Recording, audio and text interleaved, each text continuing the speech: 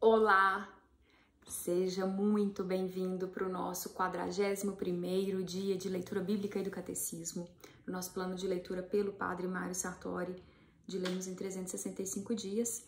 Hoje continuamos com a leitura de Êxodo, capítulo 15, Salmo 40, Mateus, o Evangelho de Mateus, continuação do capítulo 22 e o catecismo dos itens 324 a 325, aliás, a 336. Pela graça de Deus, em nome do Pai, do Filho e do Espírito Santo, amém. Pedimos que Deus, o Espírito Santo, nos ilumine na capacidade de compreensão da palavra, que estejamos mais próximos a Ele a cada dia. Graça, paz e bem, força, alegria, esperança e muito amor de Deus nos nossos corações todos os dias. Amém. Grandes tempos, irmãos, grandes tempos. Eu tenho acessado muitos conteúdos, tem muita gente sendo muito mobilizada por Deus e publicando muitos alertas sobre tudo que tem acontecido, né? As correlações proféticas com os acontecimentos geopolíticos, inclusive. E aí eu gostaria de deixar uma recomendação aqui. Rafael Bittencourt é um filho de Deus que está sendo muito usado. Ele tem produzido muita coisa muito pertinente, que traz a atenção para alguns eventos aí que tem acontecido, chama para correlação com as profecias, né?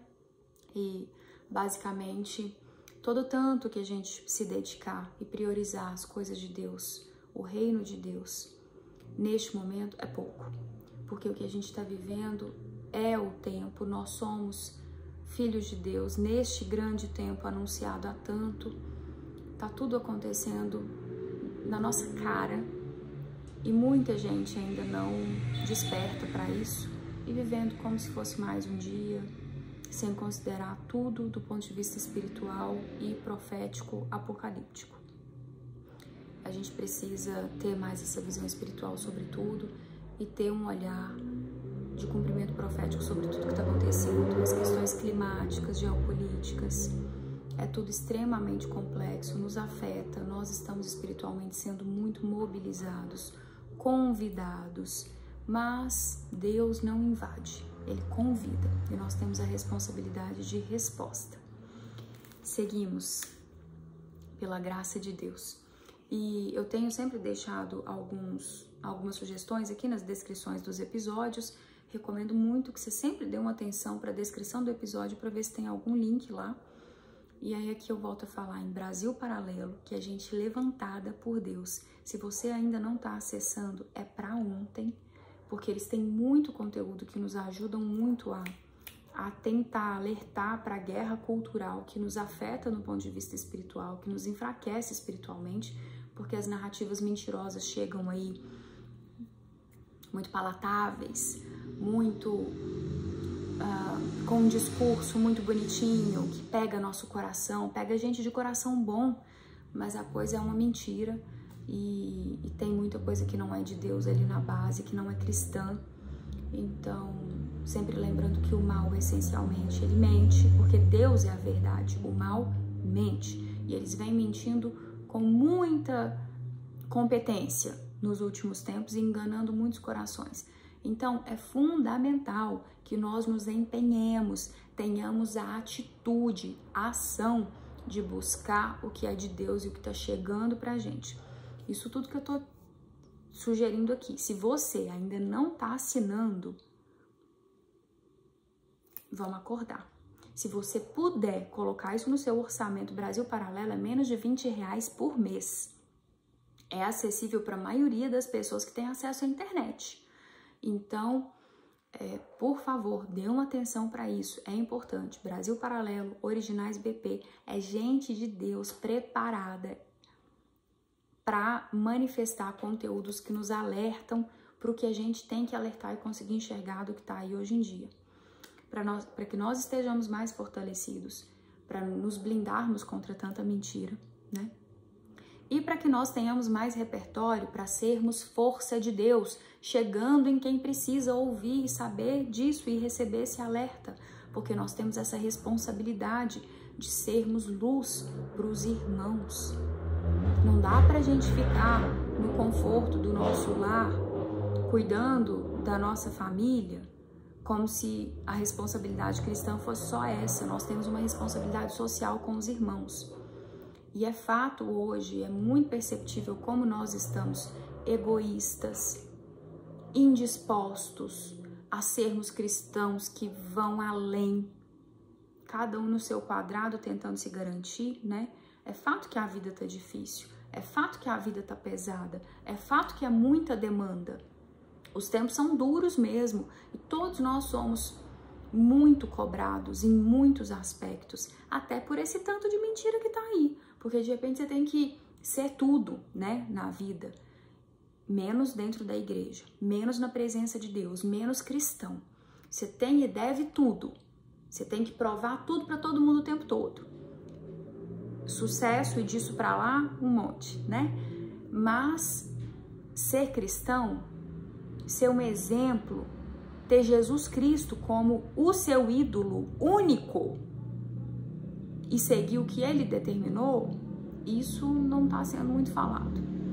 Então, é um tempo de muita ilusão, é um tempo demandante, sim, porque de fato nós temos as questões práticas e não dá para ignorarmos isso, porque tudo custa dinheiro. Comida, aluguel, casa, né? Vida custa dinheiro. Mas nós precisamos parar de estarmos tão distraídos com tanta coisa material e fazermos mais tempo, priorizarmos as coisas de Deus. Eu tenho absoluta consciência do que eu tô falando. A maioria de nós não tá fazendo isso. Não faz, não faz. E se Jesus chegasse hoje, se ele chega hoje com o julgamento, nós estaríamos em apuros. Porque é muito egoísmo, é muita indisposição pelo reino de Deus. É cada um preocupado com si, consigo e achando que tá fazendo muito. Como o Padre Mário diz, né? Padre Mário Sartori fala muito. Eu não tô matando, eu não tô roubando, tô bem, tá tudo bem. Tô com Deus. Vamos ler mais a Bíblia, estudar mais, porque Jesus, ele mostra que Deus quer muito mais da gente. Muito mais. A Bíblia mostra isso. Deus quer muito mais da gente. Obediência, resposta missionária quando nós somos chamados a mais. Mas hoje é tanto ego, né? Aí de novo o Padre Mário fala isso. Eu não mato, eu não roubo, eu já faço tanto. Ou, às vezes eu tô aqui com a minha família, eu já faço tanto. Tá, mas e a sua família além da sua casa? A sua família, comunidade? Amemos mais. Quanto mais a gente dá, mais a gente recebe. É uma verdade de Deus, do reino de Deus. Êxodo capítulo 15. Canto de vitória. Então Moisés e os israelitas entoaram este canto a Yahvé. Cantarei a Yahvé porque se vestiu de glória, ele lançou ao mar o cavalo e o cavaleiro. Iá é minha força e meu canto, e a ele devo a salvação. Ele é meu Deus e o glorifico, o Deus do meu pai e o exalto. Yahvé é um guerreiro, Yahvé é o seu nome. Os carros de Faraó e suas tropas ao mar ele lançou. A elite dos seus cavaleiros, o mar dos juncos devorou. O abismo os recobriu e caíram fundo como pedra. Tua direita, Yahvé, pela força se assinala. Tua direita, Yahvé, o inimigo estraçalha. Pela grandeza de tua glória, destrói os teus adversários. Desencadeias tua ira, que os devora como palha. Ao sopro das tuas narinas, as águas se amontoam.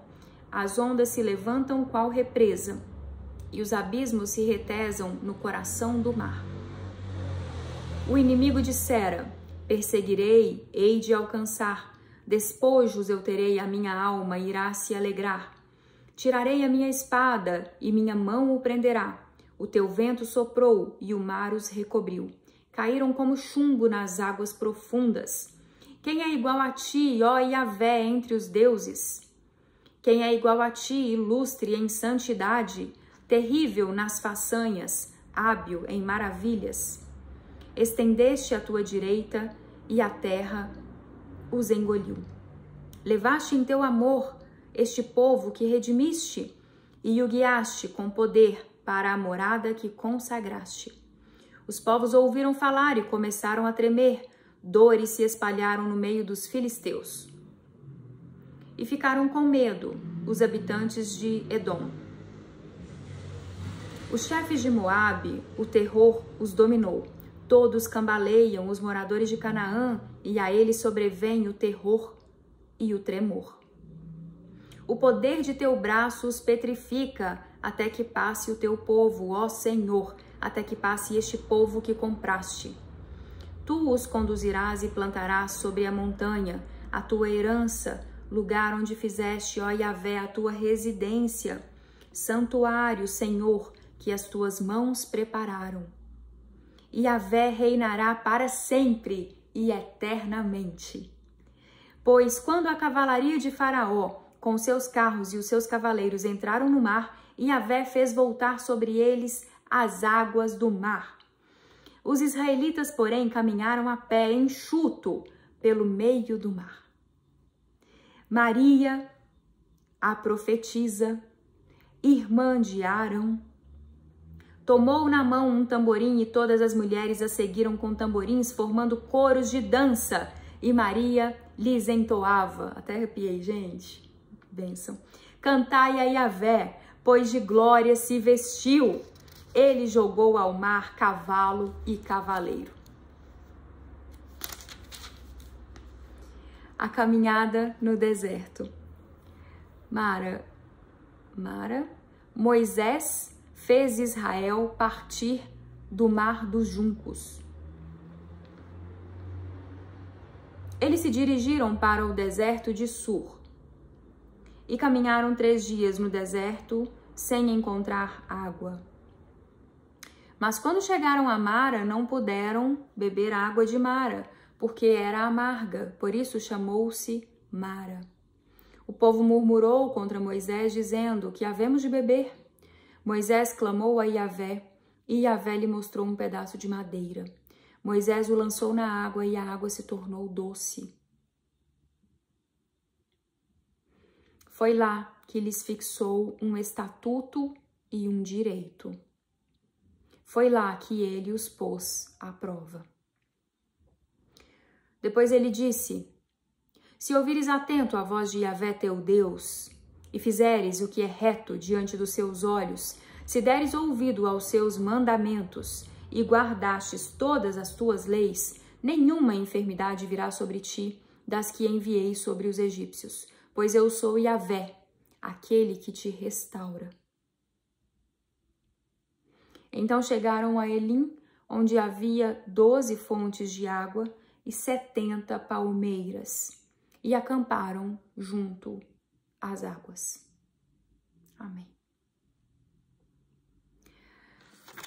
E aqui começa um trecho que abre uma reflexão muito importante do nosso processo na presença de Deus, que é o quanto nós esquecemos tão facilmente das graças que Deus nos provê, inequívocas.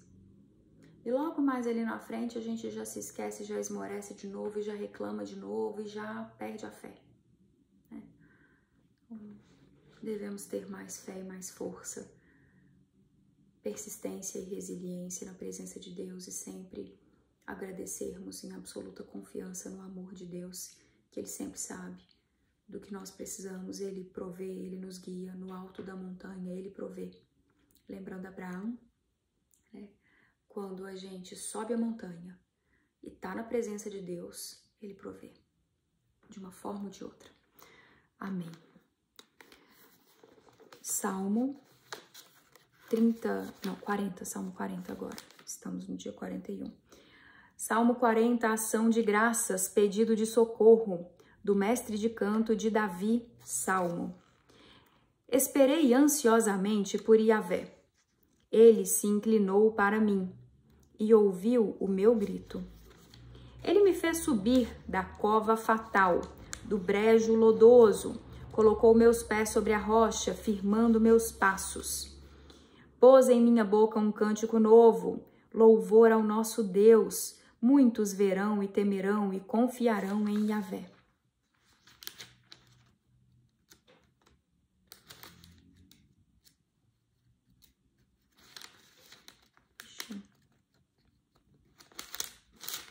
A folha é muito fininha. Feliz é este homem cuja confiança é Yahvé. Ele não se volta para os soberbos, nem para os secazes da mentira. Quantas maravilhas realizaste, Yahvé, meu Deus, quantos projetos em nosso favor. Ninguém se compara a ti. Quero anunciá-los, falar deles, mas são muitos para enumerá-los. Não quiseste sacrifício, nem oferta. Abriste o meu ouvido, não pediste holocausto, nem expiação. E então eu disse, eis que venho. No rolo do livro foi-me prescrito realizar tua vontade. Meu Deus, eu quero ter a tua lei dentro das minhas entranhas. Anunciei a justiça de Yahvé na grande assembleia. Eis que não fecho meus lábios, tu o sabes. Não escondi tua justiça no fundo do meu coração. Falei da tua fidelidade e da tua salvação. Não ocultei o teu amor e a tua verdade à grande assembleia. Quanto a ti, Yahvé, não negues tua compaixão por mim. Teu amor e tua verdade sempre vão me proteger. Pois as desgraças me rodeiam, a não mais contar. Minhas iniquidades me atingem, sem que eu possa vê-las. São mais que os cabelos da minha cabeça e o coração me abandona. Yahvé, digna-te livrar-me. Yahvé, vem depressa em meu socorro. Fiquem envergonhados e confusos os que buscam minha vida para perdê-la. Recuem e fiquem envergonhados os que desejam minha desgraça. Fiquem mudos de vergonha os que riem de mim. Exultarão e se alegrarão em ti todos os que te procuram. Os que amam tua salvação repetirão sempre, Deus é grande. Quanto a mim, sou pobre e indigente, mas o Senhor cuida de mim. Tu és meu auxílio e minha salvação. Deus meu, não demores.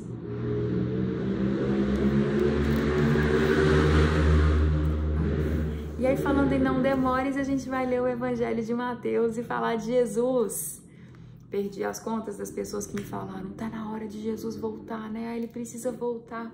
Esse mundo tá bagunçado demais. Jesus, Deus de Deus, luz da luz, Deus verdadeiro do Deus verdadeiro, consubstancial ao Pai. Amém. Mateus capítulo 22, continuação a partir do versículo 23, a ressurreição dos mortos. Naquele dia, aproximaram-se dele alguns saduceus que dizem não existir ressurreição. E o interrogaram, mestre. Moisés disse, se alguém morrer sem ter filhos, seu irmão se casará com a viúva e suscitará descendência para seu irmão. Ora, havia entre nós 7 irmãos. O primeiro, tendo se casado, morreu e, como não tivesse descendência, deixou a mulher para seu irmão. O mesmo aconteceu com o segundo, com o terceiro, até o 7º. Por fim, depois de todos eles, morreu também a mulher. Pois bem, na ressurreição, de qual dos 7 será a mulher, pois que todos a tiveram? Jesus respondeu-lhes, estais enganados, desconhecendo as Escrituras e o poder de Deus. Com efeito, na ressurreição, nem eles se casam e nem elas se dão em casamento. Mas são todos como os anjos no céu. Quanto à ressurreição dos mortos, não lestes o que Deus vos declarou? Eu sou o Deus de Abraão, o Deus de Isaque, o Deus de Jacó. Ora, ele não é Deus de mortos, mas sim de vivos. Ao ouvirem isso, as multidões ficaram extasiadas com o seu ensinamento.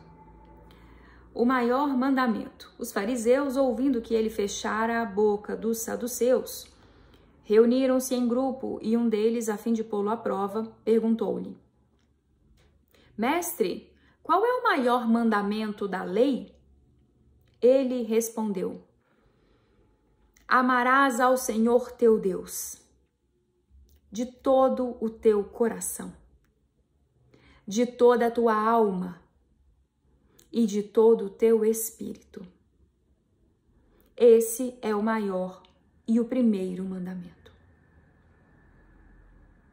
O segundo é semelhante a esse: amarás o teu próximo como a ti mesmo. Desses dois mandamentos dependem toda a lei e os profetas. O Cristo, Filho e Senhor de Davi. Estando os fariseus reunidos, Jesus interrogou-os: que pensais a respeito do Cristo? Ele é filho de quem? Responderam-lhe: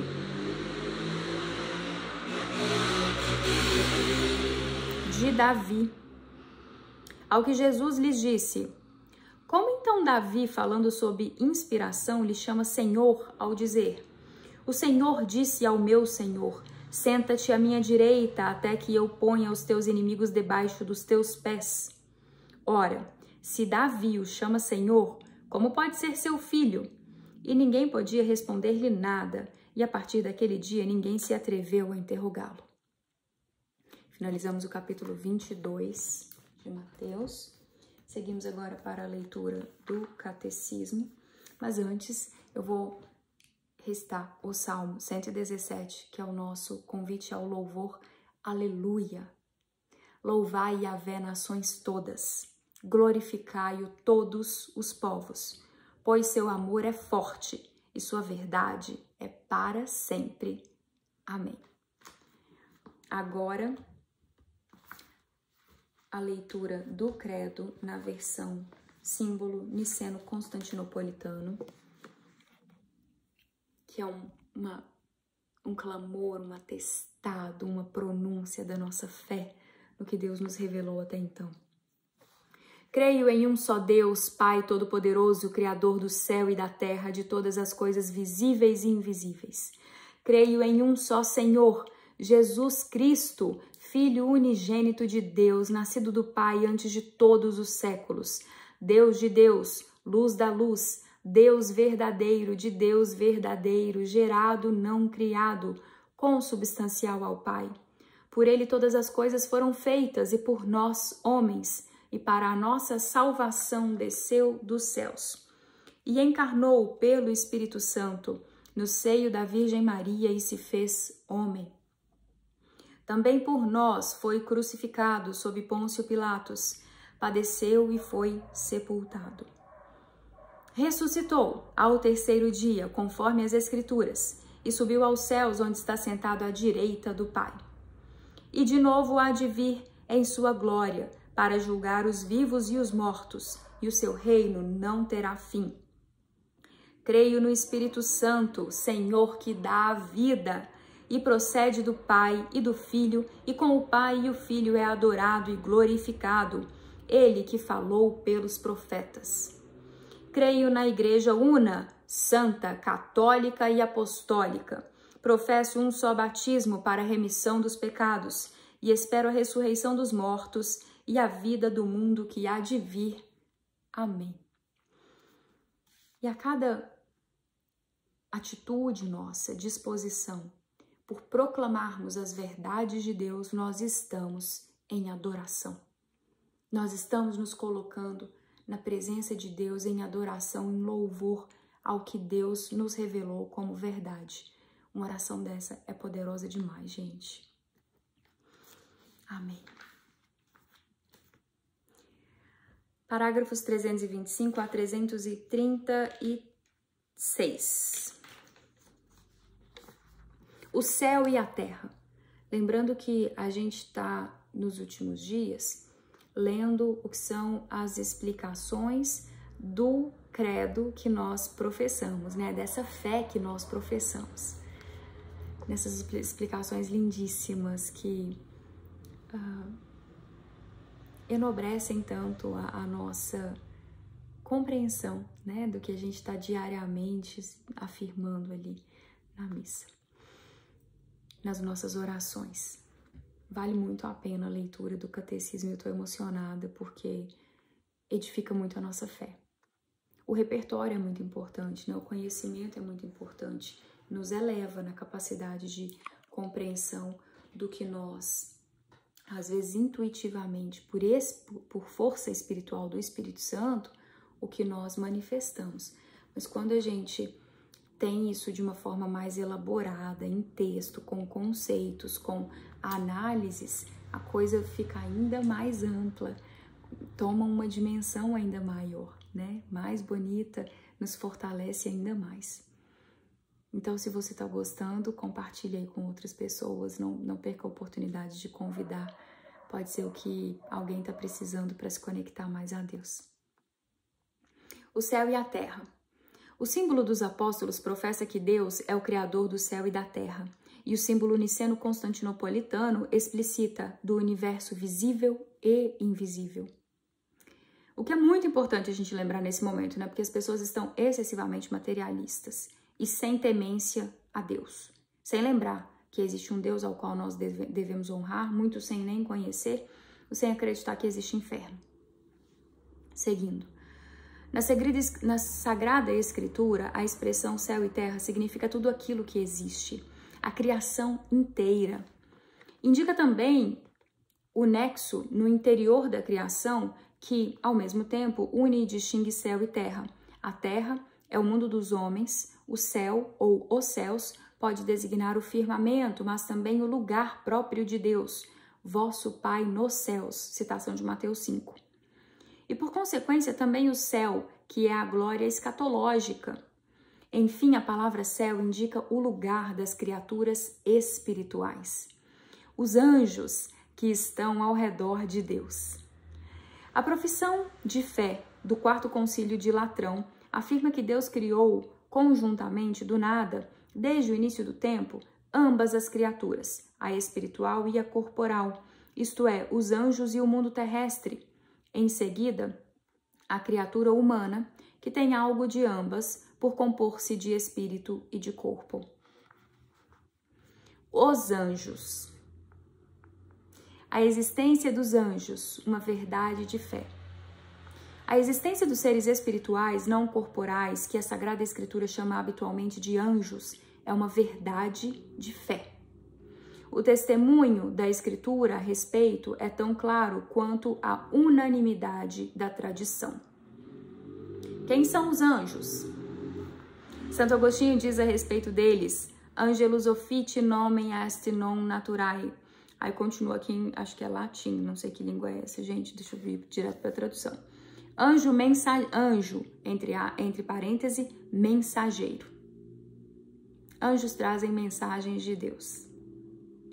É designação de encargo, não de natureza. Se perguntares pela designação da natureza, é um espírito. Se perguntares pelo encargo, é um anjo. É espírito por aquilo que é anjo por aquilo que faz.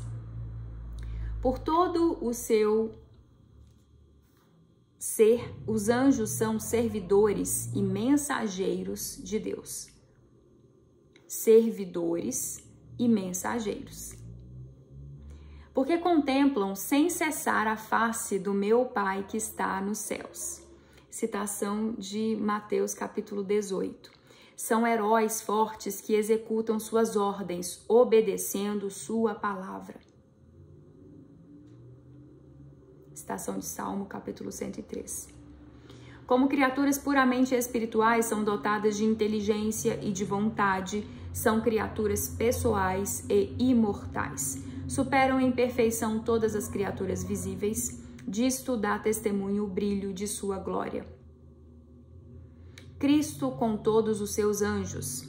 Cristo é o centro do mundo angélico. Os anjos são seus.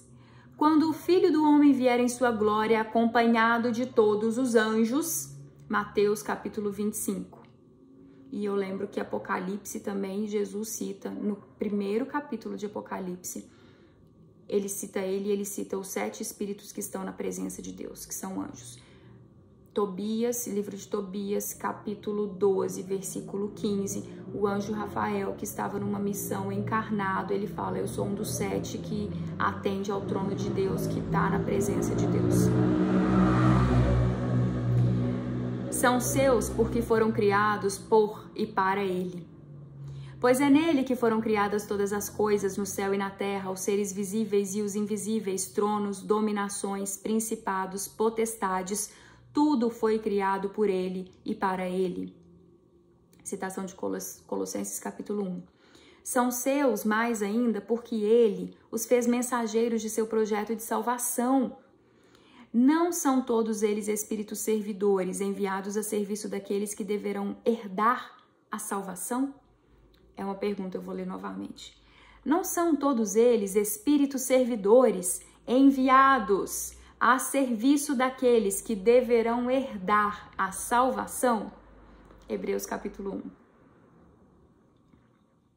Eles aí estão desde a criação e ao longo de toda a história da salvação, anunciando de longe ou de perto esta salvação e servindo ao desígnio divino de sua realização.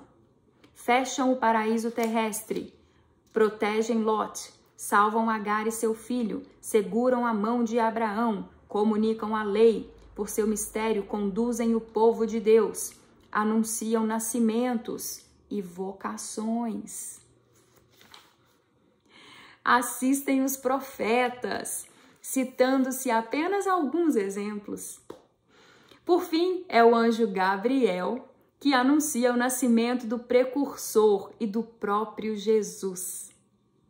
Desde a encarnação até a ascensão, a vida do Verbo encarnado é cercada da adoração e do serviço dos anjos. Estou emocionada. Quando Deus introduziu o primogênito no mundo, Deus disse: todos os anjos devem adorá-lo. Hebreus capítulo 1. O canto de louvor deles ao nascimento de Cristo não cessou de ressoar no louvor da igreja. Glória a Deus! Os anjos protegem a infância de Jesus, servem a Jesus no deserto, o confortam na agonia, quando ele poderia por si mesmo ter se salvado das mãos dos inimigos, como outrora Israel. São ainda os anjos que evangelizam, anunciando a boa nova da encarnação e da ressurreição de Cristo. No retorno de Cristo, que eles anunciam, estarão lá, a serviço do seu juízo. Os anjos na vida da igreja. Do mesmo modo, a vida da igreja se beneficia da ajuda misteriosa e poderosa dos anjos. Na liturgia, a igreja se associa aos anjos para adorar o Deus 3 vezes santo. Ela invoca sua assistência, assim em In paradisum deducant de angeli, para o paraíso te levem os anjos, da liturgia dos defuntos, ou ainda no hino dos querubins, da liturgia bizantina. Além disso, festeja mais particularmente a memória de certos anjos, São Miguel, São Gabriel, São Rafael, os anjos e os anjos da guarda. Desde o início até a morte, a vida humana é cercada pela proteção dos anjos e por sua intercessão. Cada fiel é ladeado por um anjo como protetor e pastor para conduzi-lo à vida. Ainda que na terra a vida cristã participa na fé da sociedade bem-aventurada dos anjos e dos homens unidos por Deus em Deus. Amém. De Deus, com Deus, por Deus, no amor, na união, nas forças unidas, nesse projeto salvífico de Deus glorioso. Finalizada a leitura de hoje, e fica a minha forte sugestão de que todos os dias você faça uma oração pelo seu anjo da guarda e peça a Deus pela proteção e pelo fortalecimento dos anjos que estão em batalha franca em tudo que está acontecendo. E eu digo, o céu está na terra em missão nesse momento. Nós temos grandes forças de Deus atuando no mundo, em todo o mundo, material, em honras a Deus, pelos cumprimentos proféticos, em tudo que está acontecendo. É grandioso. Rezem, façam orações pelos anjos, pelo seu anjo da guarda. E eu recomendo muito a oração Augusta, Rainha dos Céus. Eu vou deixar ela na descrição do episódio aqui. Vou deixar o link para você pegar no site do Padre Paulo Ricardo. É uma oração muito poderosa e necessária nesse momento. Gratidão pela companhia aqui, pelas honras a Deus. Seguimos firmes nas nossas honras a Deus. Graça e paz e até a próxima leitura, se Deus quiser. Amém.